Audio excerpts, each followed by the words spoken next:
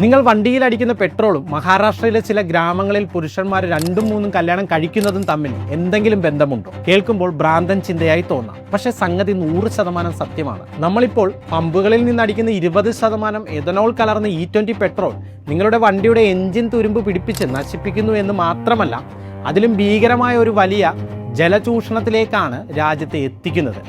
വിശ്വസിക്കാൻ പാടാണ്. വെറും 1 ലിറ്റർ എഥനോൾ അരിയിൽ നിന്നുണ്ടാക്കാൻ 10,000-ലധികം ലിറ്റർ വെള്ളമാണ് ഊറ്റിയെടുക്കുന്നത്. ഇത് കാരണം കുടിക്കാൻ ഒരു കുടം വെള്ളത്തിന് വേണ്ടി മാത്രം സ്ത്രീകൾക്ക് കിലോമീറ്ററുകൾ നടക്കേണ്ടി വരുന്നു.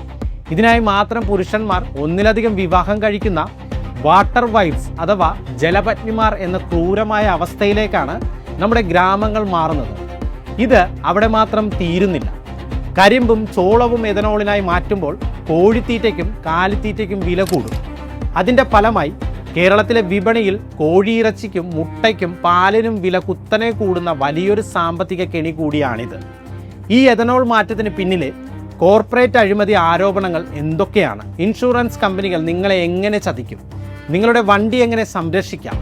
ഈ വിവരങ്ങൾ തെളിവുകളോടെ കൃത്യമായി മനസ്സിലാക്കാൻ താഴെ കാണുന്ന റിലേറ്റഡ് വീഡിയോ ലിങ്കിൽ ക്ലിക്ക് ചെയ്ത് മുഴുവൻ വീഡിയോ ഇപ്പോൾ തന്നെ കാണൂ.